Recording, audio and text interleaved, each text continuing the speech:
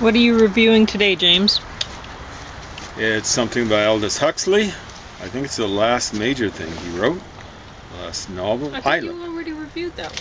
I don't think so. I don't think you did. I just finished it the other day. I might have previewed it or something like that. Okay.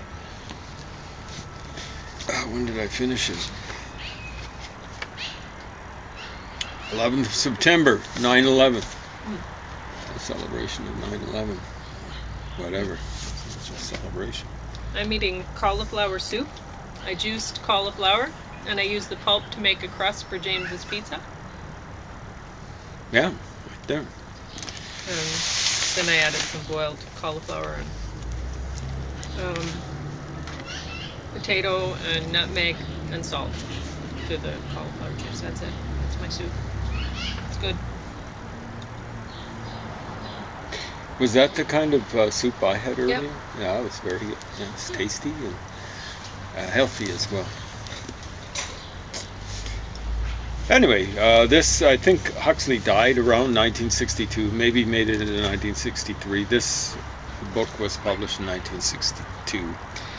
And one of the things that Huxley kind of almost like specialized in eventually was Brave New World. It's quite famous. It's most famous for anything he wrote. And I think it was Ape and Essence. They were kind of like dystopias. This is supposed to be his utopia. I think he was trying to make up for doing these portrayals of worlds that weren't very nice, you know. And I think he's going, okay, you know, here's these horrible things. I think Ape and Essence was about the world after some sort of nuclear holocaust. I think it was Ape and Essence. One of his books. It's been over, well, not quite over, but almost 50 years since I read almost every one of his novels, and a lot of his non-fiction as well. One summer, really, summer of '74. I was doing that and listening to Bachman Turner Overdrive, You Ain't Seen Nothing Yet, and stuff like that, summer of '74. And so here he's kind of offering his solution, and he does, weirdly enough, he kind of wraps it up in this ideal world. Of course, it has to be an island in the South Pacific. I mean, Margaret Mead, it's kind of a Margaret Mead thing, you know, like, here's this island, I think it was someplace in Samoa or something like that, where they've got almost the ideal society, and then someone goes back and redoes her work and finds out that she was something like a 24-year-old grad student and she'd got it all wrong. And of course her defenders amongst the Fogoshes, of which there are many, will say, oh, you know, their society changed since the time she studied and the time when the guy went back and redid the work and found out that she'd messed it up. My parents were missionaries in Africa. They didn't convert a soul. They were teaching missionaries. But the religion that they were involved in hardly converted a soul. And the souls that they converted, they had to have known that there was a lot of syncretism going on. People's beliefs are hard to change. The way they behave is even harder to change. And what we're supposed to believe is that these poor people that Margaret Mead was not so studiously studying had just all of a sudden changed their behavior, like their sexual patterns of sexual behavior, just overnight under Western influence. These things do happen, but the chances, I don't know. I'm cynical. I'm not even very skeptical about her. She's just another Fogo, sure was. making things up about. I mean, she's one of the first really bad ones. I mean, she was doing this before the 60s. So many of the people doing it nowadays are either children of the 60s or grandchildren, as it were, of the 60s. Most of the children of the 60s have retired from the academic life. Even the ones that are a little bit younger, like me, are, I never was in the academic life, really, in the sense of teaching. I did go to, well, not so much learn, but get documented that I'd actually learned this much, or so much, or whatever. Anyway, it's interesting to see what he's got for his ideal society. Of course, it's bucolic. It tends to be agricultural. So in many ways, it's kind of like an Eden. It's South Seas. It's where people go to vacation and stuff like that.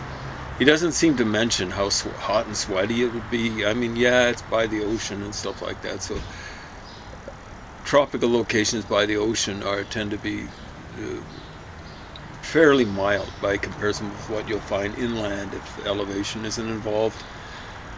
But they're yeah. So it's kind of like this mixture of Scottish Calvinism and native Buddhism. And of course he doesn't have much good to say about Calvinism, and yet it's Calvinism that's kind of like behind the scientific part of it's kind of like a scientific Buddhist culture mix. And the flunkies nowadays who constantly attacking Calvinism, I mean it's really gotten to the point where it's hate speech. Well, what's considered hate speech? I mean, if it were reversed, if it's someone talking that way about Islam, it would be hate speech, because it's a misrepresentation of the religion. Much of what's said about Islam nowadays is characterized as hate speech is just an accurate description of what it's like. So, for example, it's supposed to be politically incorrect. Ask poor innocent. Well, like if someone's over 18, it's no longer innocence, it's ignorance. But we'll call it poor innocent souls who are walking around saying, Islam's a religion of peace. You're disrespecting the religion when you say that. And you're showing that you have not read the Quran. The Quran is not about peace. You can say that, okay, it's legitimate to be not talking about peace. I mean, there is a extended passage talking about the defense of the lands of Islam. And it's the responsibility of everyone in the religion to come to the defense of that area. And you can say that's legitimate. That's a different question. But that's not about peace. You don't find something in the New Testament. You might find something a bit similar in the Old Testament, but you don't find it in the New Testament. So, it's become politically incorrect, apparently, to say to people, have you read the Quran? I mean, it's just a good, forthright question. I mean, have you read the Quran? Now, there are people who just go, I don't have to read it. One person actually said, it's so ignorant, why should I have to read what? And but they're going around saying it's a religion of peace. Well, the Quran is ignorant, but yet it's Islam's a religion of peace. Well, okay. I don't see it as being ignorant. I don't see it as being, it's just there. And you've actually got to take it into account. It's very, there's some religions, I suppose, where the foundational document or documents aren't that terribly important. Usually they are. Why would it be otherwise for Islam? See, it's so important that people are trying to memorize all of it so they can get a particular place in paradise. It's really important. And to go around and say, I refuse to read it. That's amazing. We're saying it's it's wrong somehow to ask people if they've read the Quran. And of course, the reason why it's wrong is because it's happened to so many Fogoshes. Have you read the Quran? One guy I was going around, and he's academic, was very high up in the university hierarchy. I asked him, he was saying some silly things. It's not as though he was young. He was Yes, actually, and so they feel bad. It makes them feel embarrassed that they haven't, and stupid. Yeah, it makes them feel stupid, and they don't like feeling stupid. No, but in order to not feel stupid about it, they could read it. Yeah. But they don't want to have to do that. So instead, they just make it and it's not necessarily abusive for you to lazy. ask them if they've read it. Well, they want to censor you. Yeah. And it's stunning. So this one guy, he'd retired, but he wasn't senile or anything like that. So he was saying silly things in front of people. So I asked him, how many times you read the Quran? And you could see that, I mean, for me, it's times. It's not, have you read the Quran? And he's going like, he was coming towards me, he wanted to lie. He was walking towards me, because the only thing is, then he said no, but he wanted to lie. He wanted to, especially seeing this in front of people. But then he said no. So, and of course his bottom line was he feared militia people here in North America more than Muslims. And, he came from the science. And he didn't understand that it's a matter not so much of overall stats, but per capita stats. We probably are in greater danger, people generally, who don't agree with militias, even people who are in militias, competing militias, they're probably in greater danger from militias. But what percentage of people are militias drawing from? Maybe 70% of the population. Muslims are drawing from 1-2% of the population. And if the stats are roughly the same, that would mean, in other words, the gross figures, that would mean that Muslims would be 35 times more prone to commit per capita, as opposed to white folks, or whatever you want to see them, people of non-color, however you want to see them, non-Muslims, 35 times more likely to commit an act of terrorism that would take lives or something like that. So, and again, he came from the hard sciences and stuff like that, but he wanted to lie. And that's how he left it, was I was more scared of militias and stuff like that. I'm scared of them too. But, and you'll get a lot of people say, well, we should have open borders for people coming from Latin America, people coming from the Middle East. Wow, that's interesting. And you're not saying that, you're not down on all Muslim people or anything like absolutely that. Not. No, I mean, there are a lot of Muslim people out there that are friendly and nice, and they wouldn't almost do all something like that. Oh. It's just, it's like you walk around and you meet Christians, and they call themselves Christians, and they do really odd things, like they believe in the prosperity principle or something like that, and you're like, wow. You think to yourself, well, have you guys even read the Bible? You say you love Jesus, but you obviously don't know him. Yeah. So, anyway, and there'd be a lot of Muslims that really, it's a cultural thing for them more than anything. Their families were... The vast majority. Right? They don't even know what they're supposed to believe in. Yeah. Right? And most Christians have no clue. Exactly. And so that when you get some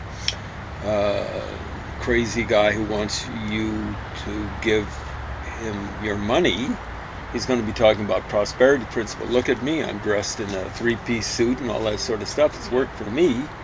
Give me your money, and it's going to work for you so long as you're generous. Yeah, it's some sort of weird pyramid scheme that doesn't It even make is. sense. Yeah, Yeah. it doesn't, because I mean they're totally lying about the nature of the New Testament. The New Testament is down on rich people, and it's telling people, like basically, be satisfied with being poor here on this world, and you're going to be rich in the afterworld. It's again and again there's that kind of comparison made. So I've got to say I've met lots of Muslims out of the university elsewhere here in Canada, and I've only run into one that I haven't particularly cared for. And initially I liked him, but then I started to find out what his religious beliefs were. And he's an academic, and I took a course from him on Islam. Started taking it both times. Cancer intervened.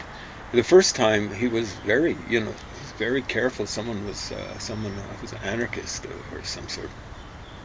I was trying to get him to say something about Israel and how bad she thought the Jews were, the Zionists or whatever she wanted to call them.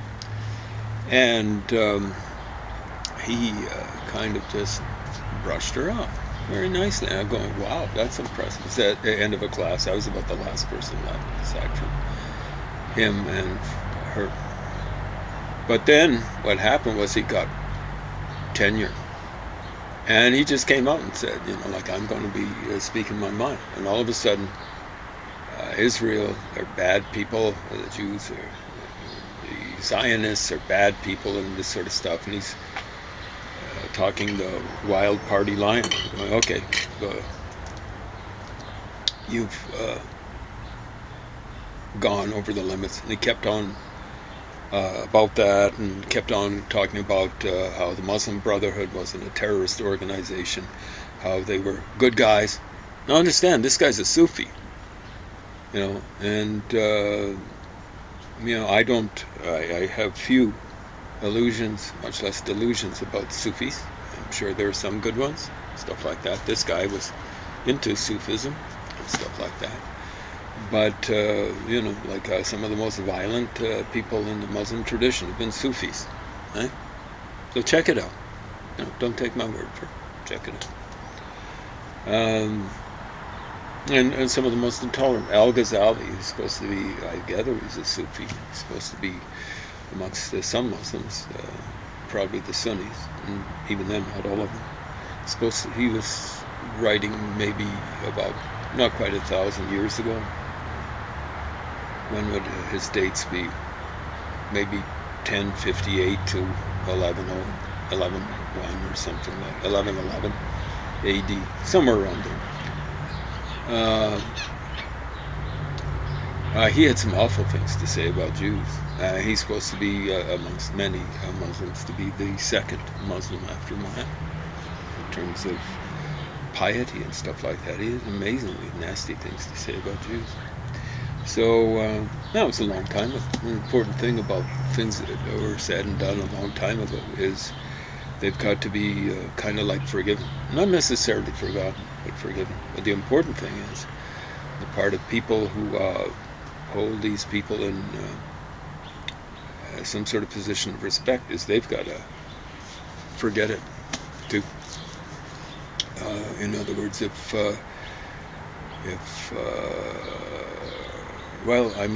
the Jews have got to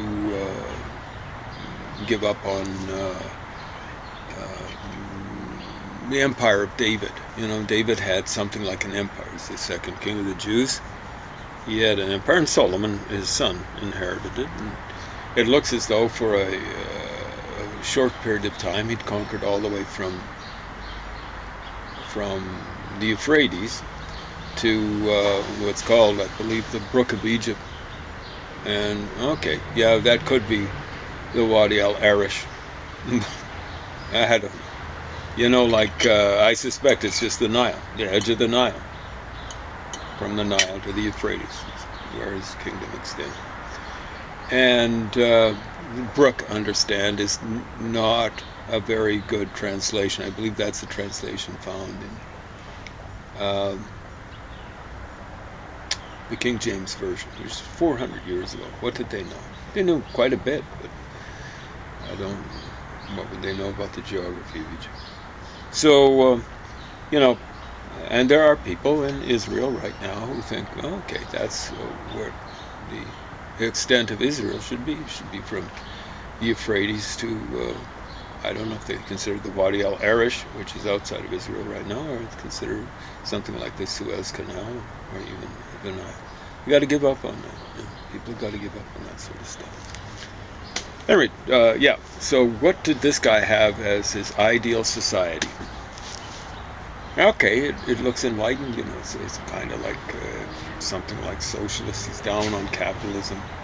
I mean, it kind of shows up in Brave New World and things like that. What have we got, 5 minutes? I don't know, I'll look. You keep talking. 10, almost. Maybe get this wrapped up.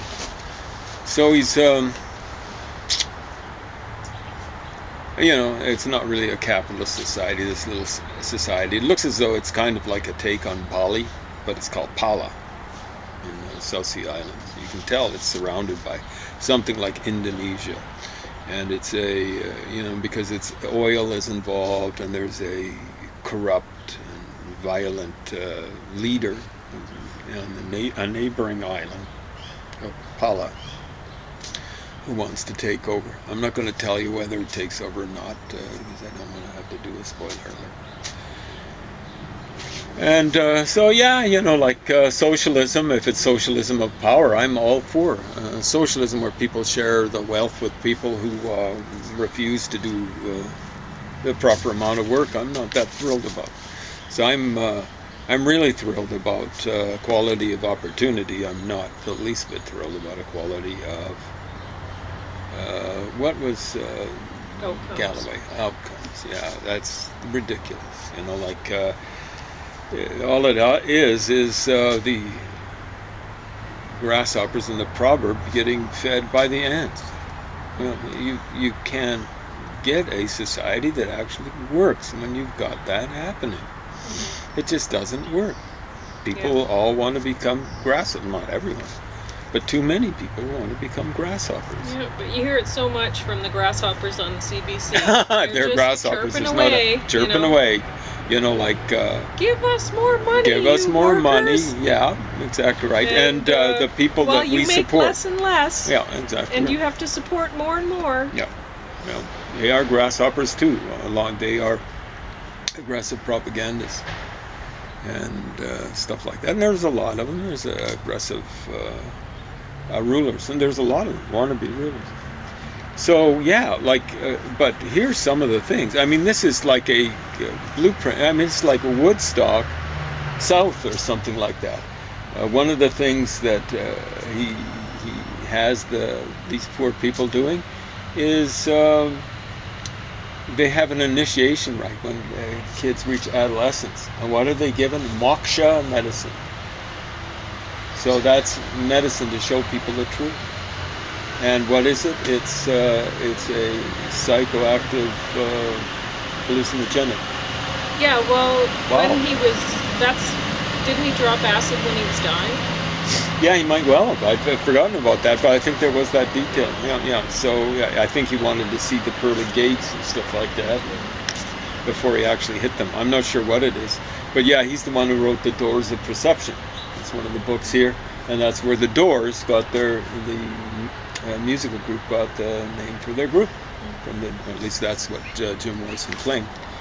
And he's talking about how you can kind of get... it's like a shortcut to, not nirvana, but enlightenment or something like that. This the wee little shortcut. And it's he's talking about they check people to see if their livers are okay. Your liver is telling you something. If it's a challenge to the liver, it's not natural to take it. Mm-hmm. Yes, certain primitive or so-called primitive cultures took the stuff.